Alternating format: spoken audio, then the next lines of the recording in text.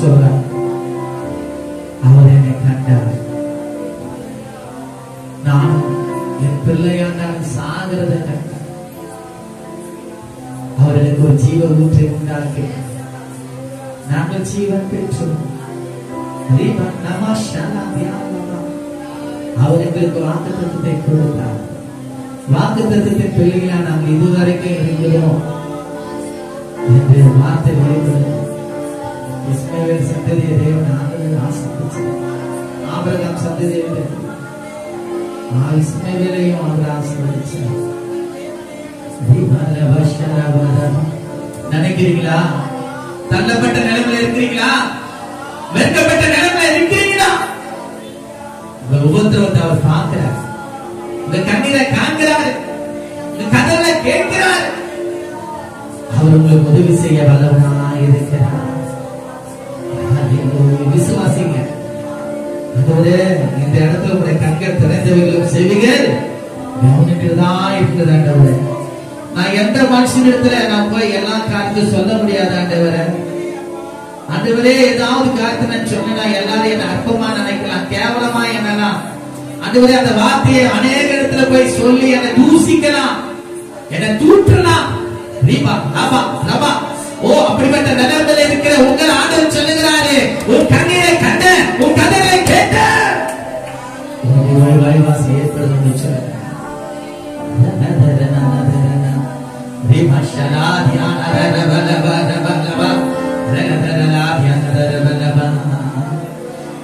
என்னை காண்பவரே,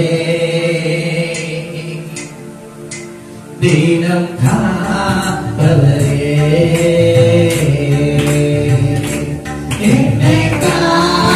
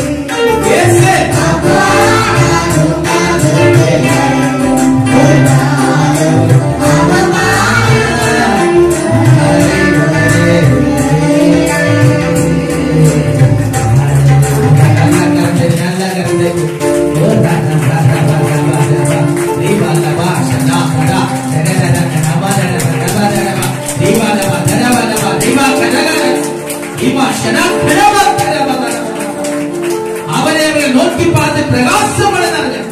அவருடைய மகனை வெட்கப்பட்டு போகக்கூடாது. சகல விதத்திலும் நன்மையாக ஏதுவான காரியங்களை வாழ்க்கை இதுவரைக்கும் செய்வார்கள், இனிமேல செய்வீங்க என்று நான் நம்புறேன். நான் நம்புறேன், நான் நம்புறேன், நான் நம்புறேன், நான் நம்புறேன்.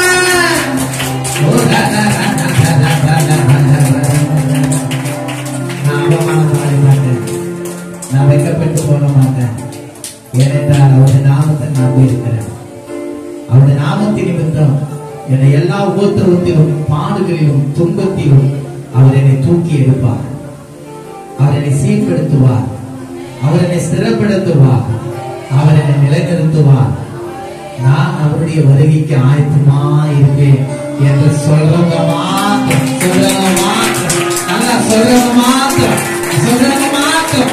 நான் விசுவாசத்துல தலைவரமா இருக்க மாட்டேன், நம்பிக்கையில உறுதியா இருப்பேன். என் கர்த்தரை காண்பேன். சொன்னது போல என் நேசரே உயிரோடு இருக்கிறார், நான் அவரை காண்பேன். அந்நிய கண்கள் அல்ல, என் சொந்த கண்களை காணும். என்னை எல்லா உபத்திரவத்திலும் பாடுகளிலும் துன்பத்தில் இருந்தும் என்னை தூக்கி எடுத்து அவர் என்னை மகிமையிலே கொண்டு வந்து சேர்த்தார். நான் சேர்க்கப்படவேன் அவரிடத்தில்.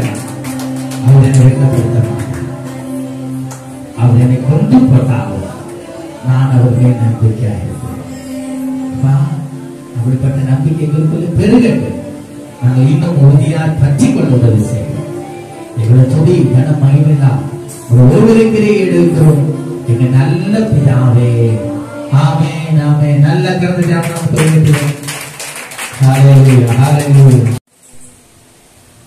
பரிசுத்தமுள்ள நல்ல பிதாவே, உங்களுடைய குமாரனாகிய இயேசு கிறிஸ்துவின் நாமத்தினாலே நாங்கள் சபையாராக நோக்கி நாங்கள் வருகிறோம். நாமத்தை உயர்த்தி பாடினோம், துதித்தோம்.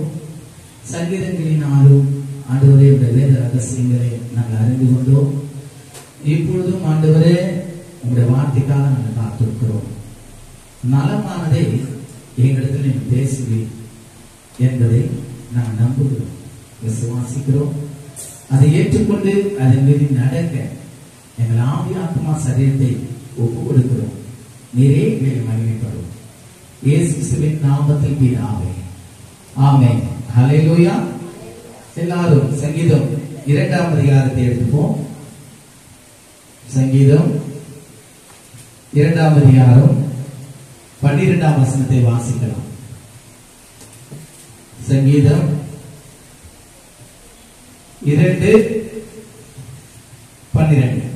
கடந்த வாரத்துல பேசின வார்த்தையை கண்டினியூட்டியது. குமாரன் கோபம் கொள்ளாமலும் நீங்கள் வழியிலே அழியாமலும் இருக்கும்படிக்கு அவரை முத்தம் செய்யுங்க. கொஞ்ச காலத்திலே அவருடைய கோபம் பற்றி எரியும். அவரை அண்டிக் கொள்ளுகிற யாவரும் பாக்கியவான்கள் என்று சென்ற வாரத்தில் நாம் பார்த்தோம். போன வாரத்தில் பார்த்த வார்த்தை, கொஞ்ச காலத்திலே அவருடைய கோபம் பற்றி எரியும், அவரை அண்டிக் கொள்ளுகிற யாவரும் பாக்கியவான்கள் என்று பார்த்தோம். இப்பொழுது நம் முதல் வார்த்தையிலிருந்து பார்க்கும் பொழுது, குமாரன் கோபம் கொள்ளாமலும் நீங்கள் வழியிலே அழியாமலும் இருக்கும்படிக்கு அவரை முத்தம் செய்யுங்க. அவரை நாம் எப்படி முத்தம் செய்ய முடியும் என்று நாம் பார்க்கும்போது, நாம் அவரை சார்ந்திருக்க வேண்டும், அவரை தேட வேண்டும், அவருடைய நாமத்தை நம்பி இருக்க வேண்டும். அவரை ஒரு நாளும் நாம் விட்டு தூரம் போகவே கூடாது. ஹல்லேலூயா. நம்ம இந்த உலகத்துல பலவிதமான சூழ்நிலையினாலே நாம் தேவனை விட்டு விலகுற காரியம் பிசாசுடைய தந்திரங்களினாலே அது மிக வேகமாய் அது நடந்து கொண்டே இருக்கிறது. ஹல்லேலூயா. பிசாசானவன் எவனை விழுங்கலாமோ என்று கர்ஜிக்கிற சிங்கத்தை போல வயதேறி கொண்டிருக்கிறான். அதனாலே அவன் மறைவாய் வைத்த வலைக்கும் கண்ணிக்கும் தேவன் நம்மை விடுவிக்க வேண்டும். ஹல்லேலூயா. அந்த வசனத்தை வாசிக்கிற கவனிங்க. குமாரன் கோபம் கொள்ளாமலும் நீங்கள் வழியிலே அழியாமலும் இருக்கும்படிக்கு அவரை குற்றம் செய்யுங்கள். அப்படின்றால் நாம் அவர்கிட்ட சேர வேண்டும், அவருடைய அன்பை ருசி பார்க்க வேண்டும், அவருடைய சத்தியத்தை அறிந்து இந்த சத்தியத்தின்படி நடந்து தேவனுக்கு பயந்து அவரை மாத்திரம் சார்ந்திருக்கிறவர்களாய் காணப்பட வேண்டும். ஹல்லேலூயா. ஆங்கிலத்தில் பார்த்து அதான் சொல்றது, is the sun lest he angry and you will preach in that way. அவருடைய கோபம் நம்ம மேல என்ன பண்ணக்கூடாது, வராதபடிக்கு நாம் அவருடைய வழியில் நடக்க வேண்டும், நாம் அவரை சார்ந்து ஜீவிக்க வேண்டும். ஏனென்றால் மேலே அழகா வாசனுக்கு பார்க்கணும்னால் நல்லா கவனிங்கள். 1-6 வசனங்களை வாசிக்கிறேன், கவனிங்கள். ஜாதிகள்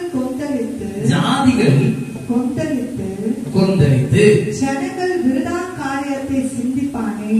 ஜனங்கள் விருதா காரியத்தை, நல்லா கவனிங்க, ஜனங்கள் விருதா காரியத்தை சிந்திப்ப, தேவையில்லாத சிந்தனைகள், தேவையில்லாத பேச்சுகள், தேவையில்லாத காரியங்களை கொண்டு அவர்களை தங்களை என்ன பண்றாங்க, கெடுத்து கொள்ளுகிறாங்க. எப்படி கெடுத்து கொள்றாங்க? கர்த்தருக்கு விரோதமாக. யாருக்கு விரோதமாய்? கர்த்தருக்கு விரோதமாகவும். கர்த்தருக்கு விரோதமாகவும் அவர் அபிஷேகம் பண்ணினவருக்கு விரோதமாகவும் பூமி ராஜாக்கள் எழுப்பி நின்று அதிகாரிகள் ஏகமாய் ஆலோசனை பண்ணி அவர்கள் கட்டுகளை அறுத்து அவர்கள் கயிறுகளை நம்மை விட்டு எரித்து போடுவோம் என்கிறார்கள். ஹல்லேலூயா. நன்றாக கவனிங்க. நல்ல காரியத்தை ஒரு மனுஷன் சொல்லும் போது அதை ஏற்றுக்கொள்ளுகிற இடத்துல ஜனங்கள் இராது இருக்கிறபடினாலே அவங்க என்ன பண்றாங்க, இவங்க என் மேல என்ன பண்ணக்கூடாது, அதிகாரம் செலுத்தக்கூடாது, என்ன அடிமைத்தனம் பண்ணக்கூடாது அப்படின்னு கர்த்தருக்கு விரோதமாகவும் அவரை அபிஷேகம் பண்ண வைக்க பிதாவாகிய தேவனுக்கும் குமாரனாகிய இயேசு கிறிஸ்துவுக்கும் உள்ள தொடர்பு அங்கு செயல்படுகிறது. அதே மாதிரி இயேசு கிறிஸ்துவுக்கும் இயேசு கிறிஸ்துவினாலே அழைக்கப்பட்ட ஊழியக்காரர்களுக்கும் இந்த தொடர்பு உண்டாயிருக்கிறது. நன்றாக கவனிங்க. நாங்க எதனால கட்டுறோம்? இந்த வீடு இயேசு கிறிஸ்துவினாலே கட்டப்படணும், இந்த வீட்டுல சமாதானம் இருக்கணும், இந்த வீடு இயேசுவுக்கு சொந்தமாகணும். இதுதான் நம்ம சொல்றோம். ஓகேங்களா? இங்க சொல்லப்படுறது அவர் கட்டுகளை அறுத்து அவர்கள் கயிறுகளை நம்மை விட்டு எடுத்து போடுவோம். வேண்டாத காரியங்களை சொல்லி நம்ம என்ன பண்றாங்க, அவங்க கட்டி வைத்திருக்கிறாங்க. ஆனா நாங்க கட்டிருக்கு கட்டுவோம், அது அன்பின் கட்டு, சமாதான கட்டு. ஹல்லேலூயா. அதுக்குள்ள நம்ம அடங்கி இருக்கும் பொழுது கர்த்தருடைய வார்த்தைகளினாலே உங்களை நாங்கள் என்ன பண்றோம், அவருக்கு பிரியமானவர்களாய் இருக்கும்படியாய் கேட்டுக்கொள்கிறோம். ஆனாலும் அதற்கு என்ன பண்ணல, செவி கொடுக்க மனசுல. அதான் சொல்றது, கர்த்தருக்கு விரோதமாகவும் அவர் அபிஷேகம் பண்ணினவருக்கு விரோதமாகவும் செயல்படுகிறார். நடக்கவீங்க. இதனாலதான் அங்க சொல்றது, பரலோகத்துல வீற்றிருக்கிறவர் பரலோகத்துல வீற்றிருக்கிறவர். ஹல்லேலூயா. ஏனென்றால் பிதாவாகிய தேவன் தம்முடைய குமாரனாகிய இயேசு கிறிஸ்துவை இந்த பூமியில அனுப்பியதற்கு ஒரு நோக்கம் உண்டு. எல்லாரும் ரட்சிக்கப்படணும், எல்லாரும் சமாதானத்தோடு இருக்கணும், எல்லாரும் சந்தோஷத்தோடு கூட இருக்கணும். அதனால்தான் திருடன் திருடவும் கொல்லவும் அழிக்கவும் அன்றி வேறொன்றிற்கும் வரான், நானும் அவைகளுக்கு ஜீவன் உண்டாகும் அதை பரிபூர்ணப்படவும் வந்தேன். அவரை நாம் அசட்டை பண்ணுவோமானால் நமக்கு சமாதானம் இருக்காது, சந்தோஷம் இருக்காது, மகிழ்ச்சி இருக்காது. அல்லேலூயா. தொடர்ந்து நம்மளுக்கு இல்ல சில காரியங்கள் நான் உங்களுக்கு சொல்லுகிறேன், அதை மாத்த கவனித்து கவனிங்க. அதனாலதான் சொல்றது, அப்பொழுது அவர் தமது கோபத்திலே அவர்களோடு கூட பேசி தமது உக்கத்திலே அவர்களை கலங்க பண்ணுவான். நான் என்னுடைய பரிசுத்த பர்வதமாகிய சீயோன் மீது என்னுடைய ராஜாவை அபிஷேகம் பண்ணி வைத்தேன். இங்கு இயேசு கிறிஸ்துவை அடையாளமாக இங்கு சொல்லி காட்டப்பட்டிருக்கிறது. இதை நாம் என்ன பண்ணணும்? விசுவாசிக்கணும், ஏற்றுக்கொள்ளணும். அதை நாம் தொடர்ந்து வாசிப்போமானால் வெளிப்படுத்தின விசேஷம் இதற்கு அடையாளமாக சொல்லப்பட்டிருக்கு. பாருங்க, வெளிப்படுத்தின விசேஷம் 3ஆம் அதிகாரம் 21ஆம் வசனத்தை பாருங்க. நான் ஜெயம் கொண்டு நன்றாக கவனிங்கள். இயேசு கிறிஸ்து இந்த பூமியிலே பிதாவுடைய சித்தத்தை நிறைவேற்றும் போது அநேகர் அவரை இகழ்ந்தார்கள், தூற்றினார்கள். அது மாத்திரமல்ல, அவரை மரணத்துக்குள்ளாக்கினார்கள். அல்லேலூயா. நன்றாக கவனிங்க. அதனாலதான் இங்க இயேசு கிறிஸ்து அழகா சொல்லுகிறாரு, நான் ஜெயம் கொண்டு பிதாவுடைய சிங்காசனத்திலே அவரோடு கூட. அங்கே நம்ம பார்த்தோம், யாருடைய சிங்காசனத்தில் அமர்ந்திருக்கிறாரு? பிதாவுடைய சிங்காசனத்துல. ஜெயம் கொள்ளுகிறவன் தான் அந்த சிங்காசனத்துல போய் அமர முடியும். இந்த உலகத்துல உபத்திரம் உண்டு, ஆனாலும் திடன் கொள்ளுங்க, நான் உலகத்தை ஜெயித்தேன் என்று சொன்னவர்.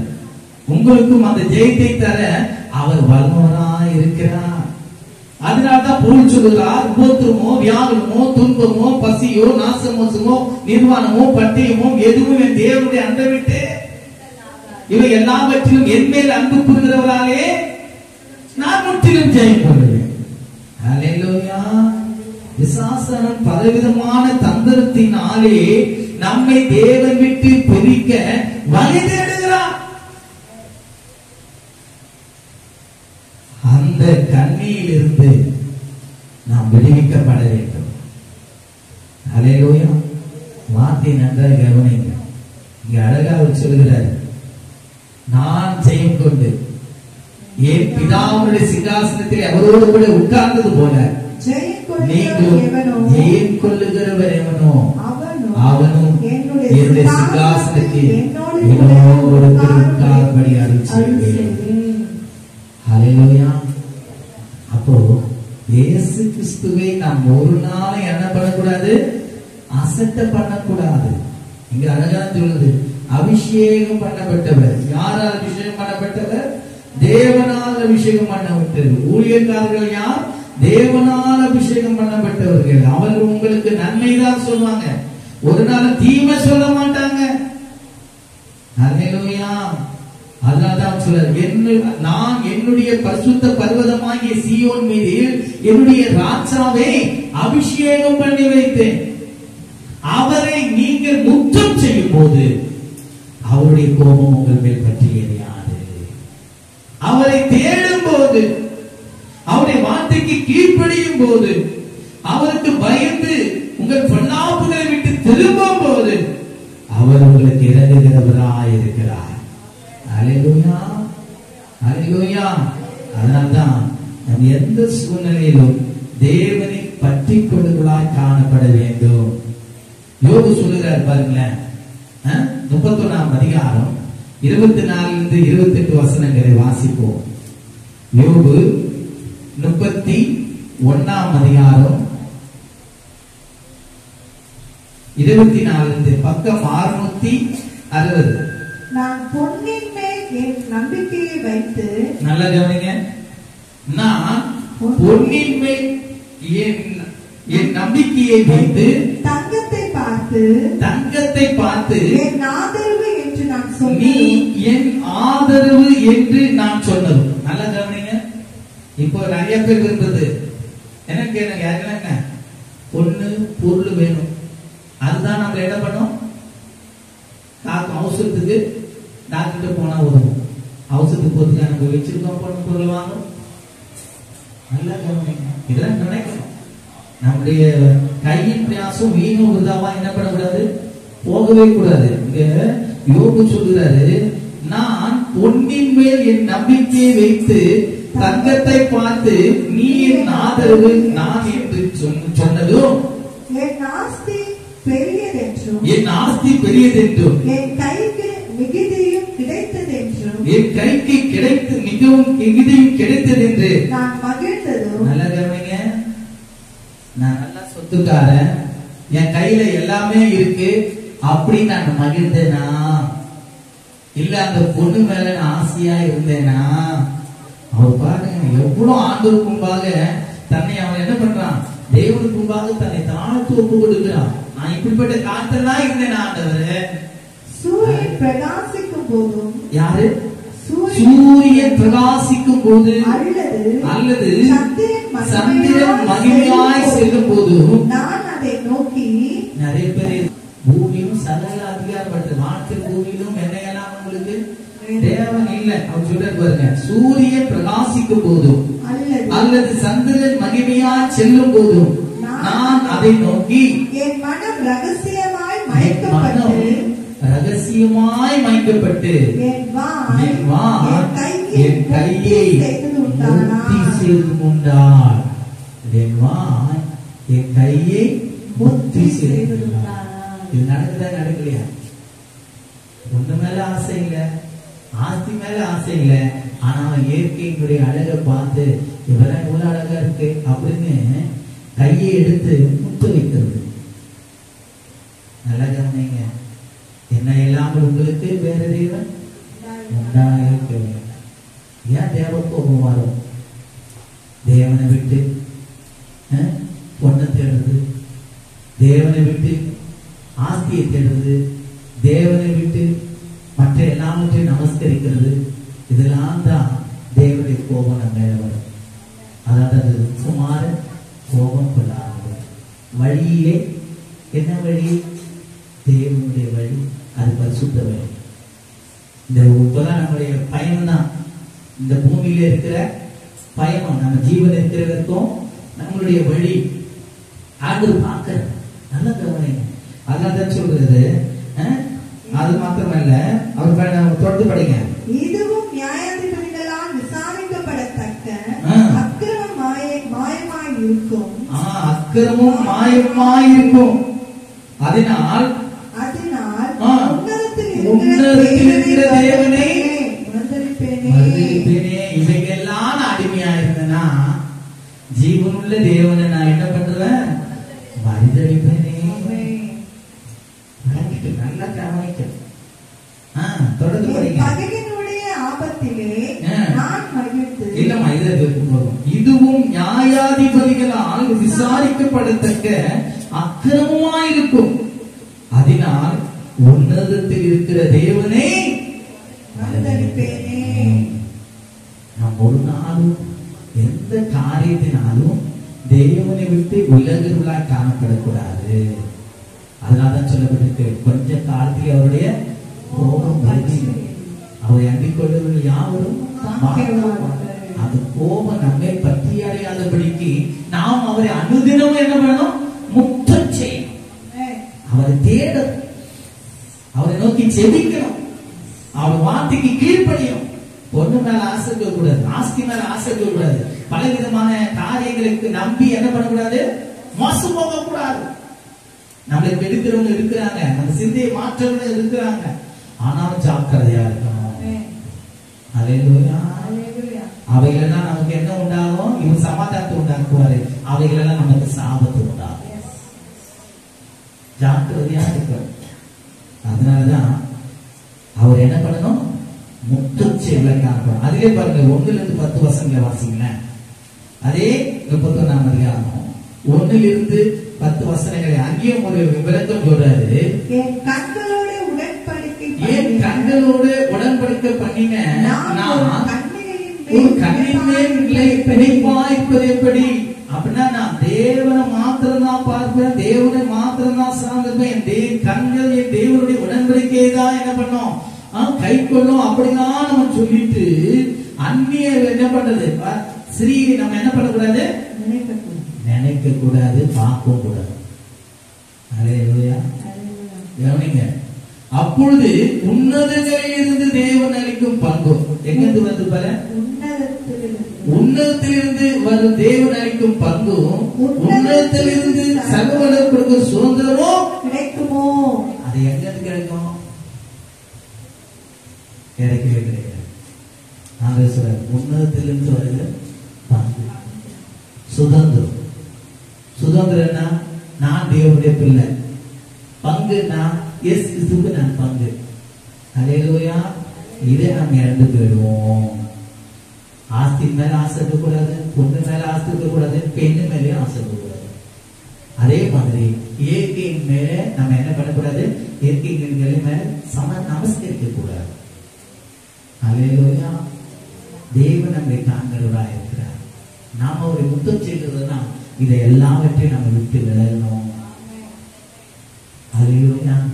இன்றைக்கு வார்த்தை ஒரு வித்தியாசமான வார்த்தை, உண்மையான வார்த்தை தான், ஆனா ஆழ்ந்த காரியங்கள் உண்டு. நல்ல கவனிங்க. அவன் தொடர்ந்து சொல்றான், மாறுபாடவர்களுக்கு ஆபத்தும் அக்கிரம செய்களுக்கு அக்கிரமம் அல்லவோ கிடைக்கும். என்ன மாறுபாடு? ஒரே மனம் இல்ல, அப்பப்போ மாறுபடுகிறது இதயம். அதுங்களுக்கு என்ன உண்டாகுமா? என்ன உண்டாகும்? ஆபத்தும் அக்கிரம செய்கைக்காரருக்கு அக்கிரமம் அல்லவோ கிடைக்கும். அவரின் வழிகளை பார்த்து, இப்பதான் வர திரும்ப, அவர் என் வழிகளை பார்த்து என் நடைகளெல்லாம் எண்ணுகிறார் அல்லவோ. நான் மாயையிலே நடந்தனோ, என் கால் கபடு செய்ய தீவித்ததோ. என் சுமுத்திரியான தராசு. எப்படிப்பட்ட தராசு? எல்லாருக்கும் தராசு வைக்கப்படுது. சுமுத்திரியான தராசிலே தேவன் என்னை நிறுத்து என் உத்தமத்தை அறிவாராக. அல்லேலூயா. ஒவ்வொரு பாயிண்ட பாருங்க. பொண்ணு வேணாம், ஆஸ்தி வேணாம், இயற்கை மேல நான் அதை என்ன பண்ணக்கூடாது, நமஸ்கரிக்கவும் மாட்டேன். ஒரு பெண்ணு மேலே நான் ஆசை வைக்க மாட்டேன். அது மாத்திரமல்ல, மாறுபாடான எண்ணமும் எனக்கு வேணாம். அடுத்தது அக்கிரம செய்கை எனக்கு வேணாம். நான் போகும்படி அவர் அறிவாரு, ஆண்டவருடைய பங்கா நான் இருக்கணும். உன்னத்தில் இருந்து வருகிற சுதந்திரனை நான் என்ன பண்ணணும், காணப்படணும் சொல்றாரு. அதாவது சுமுத்திரியான தராசுல நான் நிற்கணும். எங்க நிற்கணும்? தராசுல. எல்லாருக்கும் தராசு முன்னாடி வைக்கப்பட்டிருக்கு. நன்மை செய்வதற்கும் தீமை செய்வதற்கும் நாம் எந்தெந்த காரியத்திலே தேவனுக்கு தூரமா இருக்கிறோம் சற்று நாம் சிந்தித்து பார்ப்போம். அதனால்தான் சொல்றாரு, என் நடைகள் வழியை விட்டு விலகினதும் என் இதயம் என் கண்களை பின்தொடர்ந்ததும் ஏதாகிலும் ஒரு மாசு என் கைகளில் ஒட்டது உண்டானால் அப்போது நான் விதைத்ததை வேறொரு புசிப்பார். என் பையை வேறற்று போக கடவுது. என் மனம் யாதொரு ஸ்திரீயின் மேல் மயங்கி அயலானுடைய வாசலை நான் எட்டி பார்த்தது உண்டானா அப்பொழுது என் மனைவி வேறொருவனுக்கு மாவரைப்பானாக. வேற்று மனிதர் அவன் மேல் சாவார். ஹல்லேலூயா. நாம் எப்படி இருக்கிறோம்? தேவன் நம்மை கோபம் பெய்யாதபடிக்கு நாம் அவர் முத்தம் செய்ய வேண்டும். உலகத்தில் வருகிற எல்லா காரியங்களில் இருந்து நம்ம என்ன பண்ணோம்? விடுவிக்கப்படணும். எல்லாம் பல விதமான சோதனை கொண்டு வரும். ஆனாலும் அதிலிருந்து நாம் எப்படியா இருக்கணும்? செய்யப்படுவதா இருக்க வேண்டும். ஹல்லேலூயா. அது மாத்திரமல்ல, அங்கே நாம் தொடர்ந்து அங்கே பார்க்கிறோம். அதே 23ஆம் அதிகாரம் 8 14 வசனங்கள். 8 14. அதே யோபு 23 8 13. 8 14 வசனங்களை வாசிக்கலாம். இதோ நான் முன்னாக போனாலும் அவர் இல்லை, பின்னாக போனாலும் நன்றாக உத்தம தேவனுக்கு பயந்து நடக்கிறவன் அவனை போல ஒரு உத்தமன் பூமியில நீதிமான் இல்ல. அங்க சொல்றாரு, இதோ நான் முன்னாக போனாலும் அவர் இல்லை, பின்னாக போனாலும் அவரை காணேன். இடதுபுறத்தில் அவர் கிரியை செய்தும் அவரை காணேன், வலதுபுறத்திலும் நான் அவரை காணாதபடி ஒளித்திருக்கிறார். ஆனாலும் போகும் வழியை அவர் அறிவார். அவரை சோதித்த பின் பொன்னாக விளங்குகிறேன். என் கால்கள் அவர் அடிச்சுவடுகளை பற்றி அடிகளை பற்றி பிடித்தது. அவருடைய நெறியை விட்டு நான் சாயாமல் கை கொண்டேன். ஒரு நாள் அவருடைய வார்த்தையை நான் தள்ளிவிடவே கூடாது. தேவனுடைய கோபம் நம்மை பற்றி எரியவே கூடாது. சொல்றாரு, அவர் உதடுகளின் கற்பனைகளை விட்டு நான் பின்வாங்குவதில்லை. அவருடைய வாயின் வார்த்தைகளை எனக்கு வேண்டிய ஆகாரத்தை பார்க்கிறோம் அதிகமாய் காத்துக்கொண்டேன். ஹல்லேலூயா. அவரோ என்றார் ஒரே மனமாயிருக்கிறார். அவரை திருப்பத்தக்கவன் யார்? அவர் சித்தத்தின்படி எல்லாம் செய்வார். நீதிமானுக்கே அப்படிப்பட்ட சோதனை என்றார். நாம் எப்படி இருக்கிறோம்? இயேசு கிறிஸ்துவுக்கும் பிசாசன் அப்படி சோதிச்சான். ஆனால் சொல்றாங்க, அவ்வளவோ நமக்கு எதிராக ஒரு காரியங்கள் அநேகம் உண்டு. தேவனை விட்டு திரும்புகிற காரியங்கள் அநேகம் உண்டு. ஆனாலும் எல்லாவற்றையும் நம்ம என்ன பண்ணணும்? உதறித்தலும். பவுலதான் சொல்றார், கிறிஸ்துவுக்காக எல்லாவற்றையும் நஷ்டமெற்று விட்டேன், அதை குப்பையுமாய் எண்ணுகிறேன், நான் கிறிஸ்துவை ஆதாயப்படுத்திக் கொள்ளும்படிக்கு. ஹல்லேலூயா. உண்மை விட்டு பிரிக்கும் பாவங்களை என்ன விட்டு அகற்றணும். அக்கிரம சிந்தை கொண்டிருந்தனால் ஆண்டவர் எனக்கு சொல்றாரு. கடைசியில சொல்றாரு பவுல், இதே யோபு, எனக்கு குறித்ததை அவர் நிறைவேற்றுவார். இப்படிப்பட்டவர்கள் இன்னும் அநேகமாரிடத்தில் உண்டு. ஆகையா அவருக்கு முன்பாக கலங்குகிறேன். நான் சிந்திக்கிற போது அவருக்கு பயப்படுகிறேன். தேவன் என் இருதயத்தை இழக்க பண்ணினார், சர்வர் எனக்கு இழக்க பண்ணினார் என்று சொல்கிறார். ஆனால் சொல்றதுக்காக தேவன் நமக்கு நியமித்த ஓட்டத்திலே நாம் ஓடினோம். எந்த சூழ்நிலையிலும் அவர் நம்மை கைவிடவே மாட்டார். யோபுவின் முன்னிலைமை காட்டில் பின்னிலைமை ஆசீர்வாதமாய். இந்த உலகத்திலே பலவிதமான பிசாசுடைய கண்ணியில நாம் சிக்கிக் கொள்ளக்கூடாது. தேவனை விட்டு பின்வாங்க காணப்படக்கூடாது. தேவனுக்கு தான் முக்கியத்துவம் கொடுக்கணும். பிறகுதான் எல்லாமே. அவர் சொல்றாரு, என் மீட்பரை நான் என்ன பண்ணுவேன்? காண்பேன். அவர் என் மீட்பர் உயிரோடு கூட இருக்கிறார், நான் காண்பேன். அவன் அவ்வளவு உபோத்தவத்திலையும் அவன் சொல்றான். கர்த்தர் அவனுடைய விசுவாசத்தை, அவருடைய நம்பிக்கை ஒரு நாளும் அவர் என்ன பண்ணல, அசட்ட பண்ணவே இல்லை. மறுபடியும் நான் அவரை உயர்த்தினார். இப்ப நான் சொல்றேன், அவரை அண்டிக்கொள்ளுவதற்கு பாக்கியமாக அவரை விட்டு செய்யுங்க. அவரை விட்டு தூரம் போகாதீர்கள். அவரே நமக்கு எல்லாத்துக்கும் எல்லாமா இருக்கிறார். கடைசியாக ஒரே ஒரு வசனத்திலும் வாசித்து முடிக்கலாம். எபிரேயர் 2ஆம் அதிகாரம் 16-18 வசனம். எபிரேயர் 2:16-18 வசனங்கள். 299ஆம் பக்கம். ஆதலால் 15 படிங்க. ஜீவ காலமெல்லாம் மரண பயத்தினாலே அடிமைத்தனத்துக்குள்ளானவர்கள் யாவரையும் விடுதலையாக்கும்படி அப்படியானால்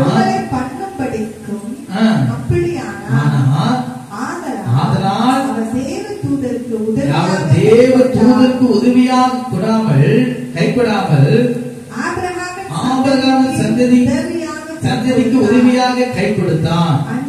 அன்றையும் ஜனத்தின் பாவங்களை நிவர்த்தி செய்வதற்கு ஏதுவாக தேவ காரியங்கள் குறித்து இரக்கமும் உண்மையும் உள்ள பிரதான ஆசிரியராய் இருக்கும்படிக்கு எவ்விதத்திலும் தம்முடைய சகோதரருக்கு ஒப்பாக வேண்டியதா இருந்தது.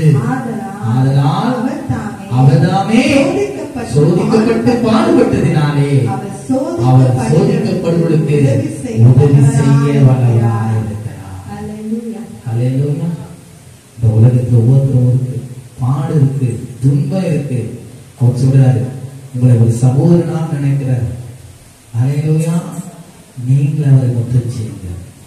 குமாரன் கோபம் கொள்ளார். வழியிலே நீங்கள் அழியாமலும் அவரை முத்தம் செய்யுங்க. அவரை விட்டு தூரம் பாருங்க. எந்த காரியத்தை கொண்டும் அவரை விட்டு பின்வாங்காதீங்க. அன்றைக்குள்ளவர்கள் யாவரும் பாக்கியவான். நாம நினைச்சலாம், அவங்க சொன்னா பாத்தீங்களா, அவங்க கட்டில நம்ம என்ன பண்ணுவோம், அறுத்துவோம். அவங்க நம்ம மேல என்ன பண்ணக்கூடாது, அதிகாரம் செலுத்தக்கூடாது. அப்படி உலக ஜாதி ஜனங்களை சொல்லலாம். ஆனா கர்த்தருடைய பிள்ளைகள் அப்படி சொல்லக்கூடாது. எல்லாம் நம்பிக்கை எதுவான காரியங்களே அவர் வந்து செய்து வருகிறார் என்ற ஒரு நம்பிக்கை நமக்குள்ளே இருந்ததால் ஒரு நாள் ஆண்டுடைய வார்த்தை நம்மை ஒரு நாள் வெட்கப்படுத்தார். யோபு எல்லா காரியத்தை சொல்றோம். ஒன்று மேல ஆஸ்தி மேல சொல்லலாம், அடுத்த காலத்துல நம்ம ஒரு பெண்ணு மேல சொல்றோம். எல்லாவற்றிலும் இன்னும் பாத்தீங்கன்னா அநேக காரியம் இருக்கு. அதுல நான் வேலைக்காரன் வந்துச்சுன்னா, அவன் சம்பளத்தை நான் வந்துச்சுன்னா, எல்லாத்தையும் சொல்றான். கடைசியா சொல்றான், அவருடைய வார்த்தையை நான் ஒரு நாள் அசட்டை பண்ணல, அவர் கற்பனையை நான் விட்டு விலகல. ஹல்லேலூயா. இப்படிலாம் நாம் தேவனுக்கு முன்பாக நாம் இருக்கும் போது ஒரு நாளும் ஆண்டவரை வெட்கப்படுத்த மாட்டார். ஹல்லேலூயா.